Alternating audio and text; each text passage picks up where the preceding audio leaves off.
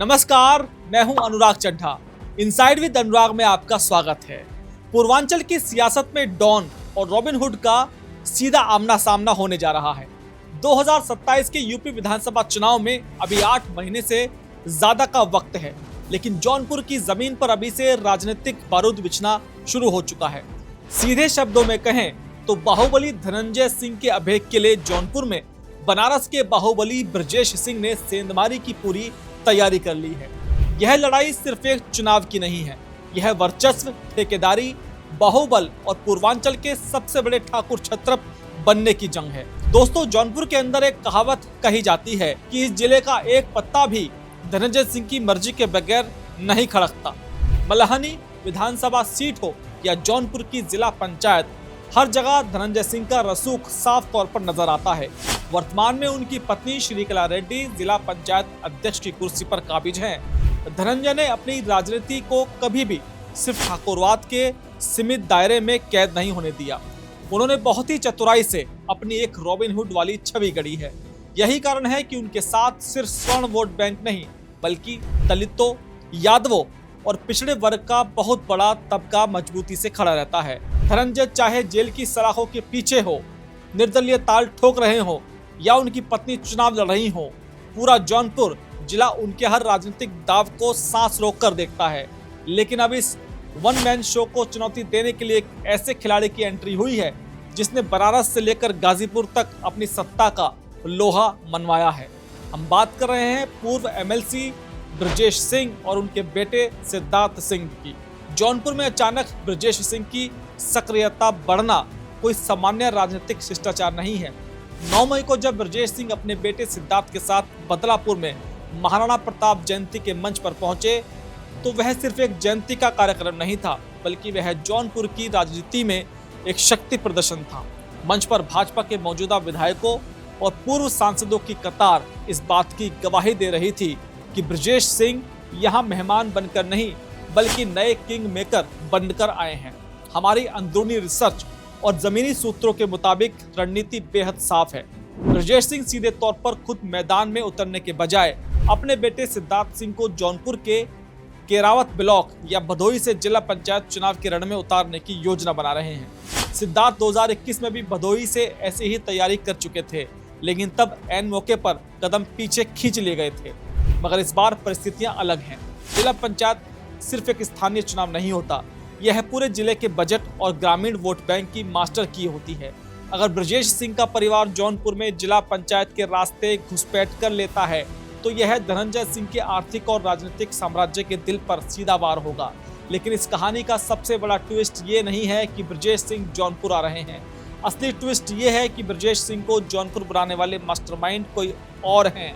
जी हाँ, पर्दे के सामने भले ही ब्रजेश सिंह और धनंजय सिंह के हों, लेकिन इस पूरी राजनीतिक घेराबंदी की स्क्रिप्ट पर्दे के पीछे बैठे 2 बड़े और रसूखदार नेता लिख रहे हैं। इनमें से पहले नेता वो हैं जिन्होंने महाराष्ट्र की राजनीति में कांग्रेस सरकार के दौरान गृह राज्य मंत्री तक का सफर तय किया, लेकिन जब 2024 के लोकसभा चुनाव में भाजपा के टिकट पर उन्होंने जौनपुर से अपनी किस्मत आजमाई तो उन्हें करारी हार का सामना करना पड़ा। इस दिग्गज नेता और उनके समर्थकों का सीधा आरोप है कि उनकी हार की असली वजह धनंजय सिंह की भीतरघात और उनका समानांतर प्रभाव था। राजनीति में हार का बदला अक्सर ब्याज समेत लिया जाता है और इस हार की टीस अब जौनपुर में नए सिरे से समीकरण बिगाड़ रही है। दूसरे सूत्रधार वो नेता है जो कभी प्रतापगढ़ के सांसद हुआ करते थे। उनकी और धनंजय सिंह की दुश्मनी का इतिहास जौनपुर के खुटहन ब्लॉक प्रमुख चुनाव से जुड़ा हुआ है। साल 2017 की वो घटना आज भी जौनपुर के लोगों के जहन में ताजा है। एक तरफ यह पूर्व सांसद अपनी बहू को ब्लॉक प्रमुख बनाने के लिए अविश्वास प्रस्ताव ला रहे थे और दूसरी तरफ सपा के कद्दावर नेता और धनंजय सिंह इस प्रस्ताव को रोकने के लिए चट्टान की तरह खड़े हुए थे। इसी टकराव का नतीजा था वो अंधाधुंध फायरिंग जिसने पूरे यूपी को हिलाकर रख दिया था। उस वक्त इस पूर्व सांसद ने धनंजय सिंह पर जानलेवा हमले का मुकदमा भी दर्ज कराया था। हालांकि बाद में 2023 में अदालती समझौते के तहत धनंजय बरी हो गए, लेकिन कागज पर केस खत्म होने का मतलब ये नहीं होता कि दिलों से दुश्मनियां मिट गई हों। और माना जा रहा है कि आज यही दोनों बड़े नेता जिन्हें धनंजय सिंह ने राजनीतिक रूप से गहरी चोट पहुंचाई है, एक साथ आ गए हैं। उनका लक्ष्य साफ है, धनंजय के गढ़ को ध्वस्त करना, और इसके लिए उन्हें एक ऐसे चेहरे की तलाश थी जिसका नाम और कद धनंजय सिंह के बराबर का हो। यहीं से बृजेश सिंह की जौनपुर में ग्रैंड एंट्री की पटकथा तैयार हुई। अब सवाल ये उठता है कि क्या अपने ही गढ़ में रची जा रही इस भारी चक्रव्यूह से धनंजय सिंह अनजान है? क्या वो खौफ में है? इसका जवाब खुद धनंजय सिंह के उस बेबाक अंदाज में छिपा है जिसके लिए वो हमेशा जाने जाते हैं। हाल ही में जब एक पॉडकास्ट के दौरान उनसे पूछा गया कि बृजेश सिंह की जौनपुर में एंट्री पर उनका क्या सोचना है, वो बिना पलक झपकाए धनंजय ने कहा, तो बृजेश सिंह की साजिश देख। कौन बृजेश सिंह की बात आप कर रहे हैं? खतरा तो मैं बड़ी पार्टियों से नहीं समझूंगा तो क्या इंडिविजुअल से क्या समझूंगा? अरे कौन बृजेश सिंह? ये लोकतंत्र है, यहाँ राजनीति करने का ठेका सिर्फ मेरे पास थोड़ी है। जो आना चाहे आए, लड़े और जनता का काम करे। जब मुझे बड़ी बड़ी राजनीतिक पार्टियों की मशीनरी से डर नहीं लगता तो फिर एक व्यक्ति से खौफ खाने का सवाल ही पैदा नहीं होता। यह सिर्फ एक बयान नहीं था, यह धनंजय सिंह का वो आत्मविश्वास था जो बताता है कि उन्हें जौनपुर की रग रग की पहचान है। वो जानते हैं कि बाहर से आकर किसी नेता के लिए जौनपुर के उस तिलस्म को तोड़ना नामुमकिन है जिसे उन्होंने पिछले 25 सालों में एक एक ईंट जोड़कर बनाया है। इस पूरी लड़ाई का सबसे दिलचस्प और उलझा पहलू है भारतीय जनता पार्टी का स्टैंड। दोनों ही धड़े खुद को सत्ता के करीब दिखाने की होड़ में हैं। एक तरफ बृजेश सिंह का परिवार जिसे दशकों से परोक्ष रूप से भाजपा का मजबूत समर्थक माना जाता रहा है, दूसरी तरफ धनंजय सिंह भी खामोश नहीं बैठे हैं। वो उत्तर प्रदेश के कद्दावर नेता ब्रजभूषण शरण के साथ अपनी नजदीकियां लगातार बढ़ा रहे हैं। हाल ही के दिनों में दोनों नेताओं को कई बार एक ही मंच पर साझा होते हुए देखा गया है। इतना ही नहीं, 11 मई को एक बड़ा राजनीतिक घटनाक्रम तब हुआ जब धनंजय सिंह की पत्नी श्रीकला रेड्डी ने सीधे लखनऊ जाकर मुख्यमंत्री योगी आदित्यनाथ से मुलाकात की। इस मुलाकात ने जौनपुर के सियासी पारे को उबाल पर ला दिया। राजनीतिक विश्लेषकों का मानना है कि धनंजय सिंह यह संदेश देना चाहते हैं कि सत्ता के गलियारों में उनकी पहुंच को कोई आउटसाइडर कमजोर नहीं कर सकता। अब हमारी रिसर्च और ग्राउंड जीरो से मिल रहे इनपुट का सीधा टेक अवे समझिए।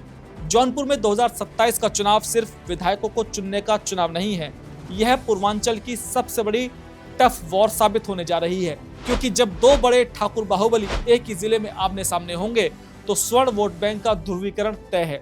ऐसे में जीत का असली फैसला जौनपुर का वो साइलेंट वोटर करेगा, यानी दलित और पिछड़ा वर्ग, जिस पर धनंजय सिंह की पकड़ अब तक सबसे मजबूत रही है।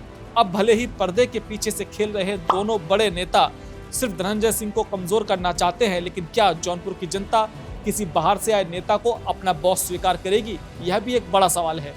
जौनपुर का इतिहास गवाह है कि यहाँ की जनता उसी को सिर पर बैठाती है जो 24 घंटे उनके सिर पर खड़ा रहता है। ऐसे में आने वाले 8 महीने जौनपुर के लिए बेहद संवेदनशील होने वाले हैं कि चुनावों की सुगबुगाहट तेज होगी। यह राजनीतिक खींचतान सड़कों पर साफ तौर पर नजर आ सकती है।